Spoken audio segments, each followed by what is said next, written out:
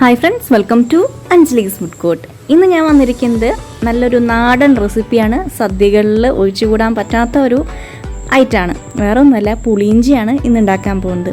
കുറേ നാളായി വിചാരിക്കുന്നു പുളിയിഞ്ചി ഉണ്ടാക്കണമെന്ന്, പക്ഷേ സമയവും സാഹചര്യവും ഒത്തു കിട്ടാത്ത കാരണമായിരുന്നു കേട്ടോ. അപ്പോൾ നമുക്ക് വീഡിയോയിലേക്ക് പോവാം. അപ്പോൾ അതേ പുളിയിഞ്ചിയിലേക്ക് ആവശ്യമായിട്ടുള്ള ഐറ്റംസ് ഇവിടെ നിരത്തി വെച്ചിട്ടുണ്ട്. ഇപ്പം നിങ്ങൾ ആലോചിക്കുന്നുണ്ടാവും എന്താ ഇപ്പോൾ ഒരു പുളിയിഞ്ചി ഉണ്ടാക്കലെന്ന്. അപ്പോൾ ഓണമല്ല, വിഷു അല്ല, പ്രത്യേകിച്ച് ഇപ്പോൾ ഒരു വിശേഷമില്ല. അപ്പോൾ ഈ പുളിയിഞ്ചി ഇപ്പം എന്തിനാണ് ഇതെന്താന്ന് വെച്ചാൽ, ഞാൻ കഴിഞ്ഞ ദിവസം ശർക്കര വരട്ടി ഉണ്ടാക്കി. അപ്പോൾ ഇതാ കുറച്ച് ചുക്കും ജീരകമൊക്കെ പൊടിച്ചിട്ടിരിക്കുന്നുണ്ട്. അപ്പോൾ അതൊക്കെ വെച്ചിട്ട് തന്നെയാണ് നമ്മൾ ഓണത്തിൻ്റെ സമയത്തൊക്കെ പുളിയിഞ്ചി ഉണ്ടാക്കില്ല. അതിൻ്റെ അടിയും പൊടിയൊക്കെ എടുത്തിട്ടാണ് പുളിയിഞ്ചിയിലേക്കുള്ള ആ ചുക്കിൻ്റെയും ആ ഒരു മണമൊക്കെ നല്ലതല്ലേ. അപ്പോൾ അതിന് വേണ്ടിയിട്ട് നമ്മൾ ഉണ്ടാക്കലുണ്ട്. അപ്പോൾ ഇതാ ആ മുക്കിലിരിക്കുന്ന കുഞ്ഞി പാത്രത്തിൽ കേട്ടാ, അതാണ് നമ്മൾ ചുക്കും ജീരകമൊക്കെ പൊടിച്ചെടുത്തത് കേട്ടാ. പിന്നെ ശർക്കരയുടെ കുറച്ച് ഭാഗങ്ങളൊക്കെ ഉണ്ടായില്ല.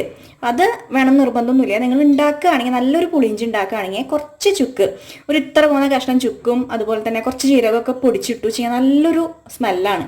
അപ്പോൾ ഇത് വേണം നിർബന്ധമില്ല കേട്ടോ. ചിലർ അതൊന്നും ഇല്ലാണ്ട് തന്നെ ഉണ്ടാക്കൽ. അപ്പോൾ സാധാരണ ഉണ്ടാക്കുന്ന കാര്യവും പറഞ്ഞുതരാം, അതുപോലെ തന്നെ ഈ സംഭവം ഇട്ടിട്ടുള്ളതും പറഞ്ഞുതരാം. അപ്പോൾ അതിനായിട്ട് ഞാൻ ഇവിടെ എടുത്തിരിക്കുന്നത് കുറച്ച് ഇഞ്ചി ഇത്തിരി അത്യാവശ്യം കൂടുതൽ ഇഷ്ടമുള്ളവർ എടുത്തോളൂ. ഇല്ലെങ്കിൽ അത്ര താല്പര്യമില്ല വെച്ചെങ്കിൽ, പുളിയിഞ്ചിക്ക് ശരിക്കും ഇഞ്ചിയാണ് മെയിനായിട്ട് വേണ്ടത്. കുറേ ഇഞ്ചിയാണ് ഇടേണ്ടത്. ഞാനിപ്പോൾ കുറച്ച് ഇഞ്ചി തന്നെ എടുത്തിട്ടുള്ളൂ, അധികം ഇല്ല. നമ്മളത് അത്ര തന്നെ എടുത്തിട്ടുള്ളൂ പുളിയുടെ വെള്ളം. അപ്പോൾ ഇത്ര ഇങ്ങനെ ഒരു ഇതല്ലേ പുളി എടുത്തു. അത് വെള്ളത്തിലിട്ട് കുതിർത്ത് വെച്ചതാണ് ഇത്. എന്നിട്ട് നന്നായി പിഴിഞ്ഞെടുത്ത കേട്ടോ. ഒരു വട്ടോ 2 വട്ടോ 3 വട്ടോ ഒക്കെ പിഴിഞ്ഞെടുക്കാം. അങ്ങനെ എത്ര അധികം ലൂസാക്കണ്ട. അപ്പോൾ അത് ഇത്ര എടുത്തിട്ടുണ്ട്. പിന്നെ അതിനാവശ്യമായിട്ടുള്ള ഇഞ്ചി, ചെറിയ കാന്താരി മുളകില്ലേ അത് അടുത്തിരിക്കുന്നത്. പച്ചമുളക് ആണെങ്കിൽ ഒരു 4-5 എടുക്കുക എരിവിനനുസരിച്ച്. പിന്നെ മുളക് പൊടി വേണമെങ്കിൽ ചേർത്താൽ മതി, ചിലർ ചേർക്കണവരുണ്ട്, അതുകൊണ്ടാണ് മുളക് പൊടി കാണിച്ചത്. നമ്മളുടെ ഇവിടെ മുളക് പൊടി കുറവാണ് ചേർക്കൽ, ഒരു പിഞ്ചറ്റേ ചേർക്കുള്ളൂ. ചേർക്കാറില്ല സ്വതവേ, മുത്തശ്ശനൊക്കെ ഉണ്ടാക്കുന്ന സമയത്ത് ചേർക്കലില്ല. ഈ പച്ചമുളകിൻ്റെ എരിവന്നെ ഉണ്ടാവില്ലേ ഉള്ളൂ. പിന്നെ വേണ്ടത് എന്താണെന്ന് വെച്ച് കഴിഞ്ഞാൽ മഞ്ഞൾപ്പൊടി, അതൊരു 1/4 ടീസ്പൂണോളം എടുക്കാം. പിന്നെ ശർക്കര 2 അച്ച്. പിന്നെ വേണ്ടത് കടുക് വറുക്കാൻ കടുക്, മുളക്, അതുപോലെ തന്നെ കുറച്ച് ഉലുവ. ഇത്ര ഐറ്റംസ് ആണ് നമുക്ക് വേണ്ടത്. ഇനി കറിവേപ്പില വേണം. അപ്പോൾ ആദ്യത്തെ പരിപാടി എന്ന് പറയുന്നത്, നമ്മൾ പുളി പിഴിഞ്ഞ് വെക്കണം. ഇപ്പോൾ തലേ ദിവസം വെള്ളത്തിലിട്ടാൽ പിറ്റേ ദിവസം നന്നായിട്ട് പിഴിഞ്ഞെടുക്കാൻ പറ്റും. അതൊന്ന് പഴകും എന്നുള്ള ധാരണയൊക്കെ ഉണ്ടാവും, പക്ഷെ അത്ര കുഴപ്പമൊന്നും ഉണ്ടാവില്ല കേട്ടോ. പുളിയിഞ്ചി ഉണ്ടാക്കാൻ അത്ര വലിയ പാടൊന്നുമില്ല. ഒരു കാര്യം വെച്ചെങ്കിൽ ഇഞ്ചി ഒന്ന് കട്ട് ചെയ്തെടുക്കുക, അതുപോലെ തന്നെ പുളി വെള്ളത്തിലിടുക. എത്ര പരിപാടിയുള്ളൂ, ഇഞ്ചിയും പച്ചമുളകും അതൊക്കെ. അപ്പോൾ പുളി വെള്ളത്തിലിടുമ്പോൾ ചിലവർ ചൂടുവെള്ളത്തിലിടും. ചൂടുവെള്ളം ഇല്ലെങ്കിലും കുഴപ്പമൊന്നുമില്ല, അത് പെട്ടെന്ന് പിഴിഞ്ഞ് കിട്ടാനാണ്. സമയമില്ലാത്തവർക്കൊക്കെ അങ്ങനെ ചെയ്യാം. 1 മണിക്കൂറൊക്കെ ഇട്ട് വെച്ചാൽ മതി. ഇല്ലെങ്കിൽ തലേദിവസം രാത്രി ഇട്ട് വെക്കാം, അല്ലെങ്കിൽ 4-5 മണിക്കൂർ സാധാരണ വെള്ളത്തിൽ ഇട്ട് വെച്ചാലും നന്നായി പിഴിഞ്ഞെടുക്കാൻ കിട്ടും. ഇനി നമ്മുടെ ഇന്നത്തെ ഈ റെസിപ്പി ഓണത്തിന് എൻ്റെ അടുത്ത് 2 കുട്ടികൾ ചോദിച്ചിട്ടുണ്ടായിരുന്നു. അതായത് ശബരിയേട്ടൻ്റെ 2 പെങ്ങന്മാർ, നമ്മുടെ സബ്സ്ക്രൈബേഴ്സാണ് കേട്ടോ. കട്ട സപ്പോർട്ടാണ്. വിസ്മയക്കുട്ടിയും സ്നേഹക്കുട്ടിയും, അവർക്കാണ് സ്പെഷ്യലായിട്ട് ഞാൻ ഇപ്പോൾ ഉണ്ടാക്കുന്നത്.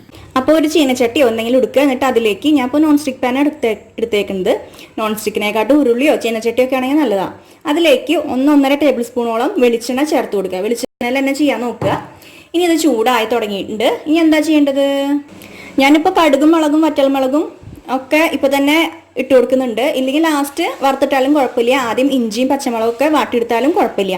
എങ്ങനെ വേണമെങ്കിൽ ചെയ്യാം കേട്ടോ. അപ്പോൾ ഞാനിപ്പോൾ കടുകും മുളകും വറുത്തിടാൻ പോവാണ്. ആദ്യം കടുകും ഉലുവയും ഇട്ട് കൊടുത്തു. അതൊന്ന് പൊട്ടട്ടെ. അതിന് ശേഷം നമുക്ക് വറ്റൽമുളകും കറിവേപ്പിലൊക്കെ ചേർത്ത് കൊടുക്കാം. ഇപ്പോൾ അത് നന്നായി പൊട്ടി തുടങ്ങിയിട്ടുണ്ട്. അപ്പോൾ ഞാൻ വറ്റൽമുളക് ചേർത്ത് കൊടുക്കുകയാണ്. തീ കുറച്ച് വെക്കുക. പിന്നെ അടുത്തത് ഇഞ്ചിയും പച്ചമുളകും ചേർത്ത് കൊടുക്കുക. ഒന്ന് ഇളക്കി കൊടുത്തോളൂ. അപ്പോൾ ഇത് അധികം ഹൈ ഫ്ലെയിമിൽ വെക്കരുത് കേട്ടോ. ഇഞ്ചിയൊക്കെ ഇങ്ങനെ ഡ്രൈ ആയി പോകും, അത് അത്ര ടേസ്റ്റ് ഉണ്ടാവില്ല. അപ്പോൾ മീഡിയം ഫ്ലെയിമിലിട്ടിട്ട് ഇതിൻ്റെ ഈ ഒരു പച്ചമണമൊക്കെ ഒന്ന് മാറി കിട്ടട്ടെ. നന്നായിട്ടൊന്ന് ഇളക്കി കൊടുക്കുക. ഈ റെസിപ്പി എൻ്റെ അടുത്ത് ശബരിയേട്ടൻ ചോദിച്ചിട്ടുണ്ടായിരുന്നു കേട്ടോ. ഓണത്തിൻ്റെ സമയത്ത് അന്നൊക്കെ എനിക്ക് വയ്യായിരുന്നല്ലോ, ഞാൻ പറഞ്ഞിട്ടുണ്ടായിരുന്നു. അപ്പോൾ അന്നൊക്കെ ഇടാൻ പറ്റിയില്ലേ, സോറി. അപ്പോൾ ഇപ്പോൾ ദാ എനിക്ക് ഇങ്ങനെ എന്താ പറയുക, ഇതൊക്കെ ഇങ്ങനെ ഒത്തു കിട്ടിയപ്പോൾ കിട്ടതാണ്. നല്ലൊരു നമ്മളുടെ സൈഡിൽ നല്ല മധുരവും പുളിയിഞ്ചിക്കൊക്കെ കേട്ടോ. ചില സ്ഥലത്ത് നല്ല പുളിയായിരിക്കും. ഇവിടെ അങ്ങനെ അധികം പുളി എനിക്കും ഇഷ്ടമില്ല, എൻ്റെ വീട്ടിൽ ആർക്കും ഇഷ്ടമില്ല. അപ്പോൾ എനിക്ക് ഇത്തിരി മധുരമൊക്കെ ഉള്ള പുളിയിഞ്ചിയാണ് ഇഷ്ടം. ഇഞ്ചിക്കറി വേറെ ഉണ്ട്, അതല്ല കേട്ടോ. ഇത് പുളിയിഞ്ചി തന്നെയാണ്. അപ്പോൾ ദാ ഇതിൻ്റെ കളറൊക്കെ മാറി തുടങ്ങി. ഇനി ഇതിലേക്ക് ഞാൻ നമ്മളുടെ മഞ്ഞൾപ്പൊടി ചേർത്ത് കൊടുക്കുകയാണ്. മഞ്ഞൾപ്പൊടി ഇട്ട് കൊടുത്തു. അല്പം മുളക് പൊടി, എനിക്ക് മുളക് പൊടി ഇടുന്നതുകൊണ്ട് താല്പര്യമില്ല, പക്ഷെ കിടക്കട്ടെ. മുളക് പൊടി ഇട്ട് കൊടുത്തു. ചിലപ്പോൾ ഇടാറുണ്ട്, ചിലപ്പോൾ ഈ കാന്താരി മുളകാണ് ഞാൻ കൂടുതൽ ഉപയോഗിക്കൽ. അപ്പോൾ ഇത് ഇട്ട് കൊടുത്തു. ഇനി നമ്മളുടെ കറിവേപ്പിലയും ഇട്ട് കൊടുത്തു. അതൊക്കെ നിങ്ങളുടെ ആവശ്യാനുസരണം ചേർത്ത് കൊടുക്കേണ്ട കറിവേപ്പിലൊക്കെ. ഇനി നമ്മളിതിലേക്ക് പുളി ഒഴിക്കാൻ പോവാണ്.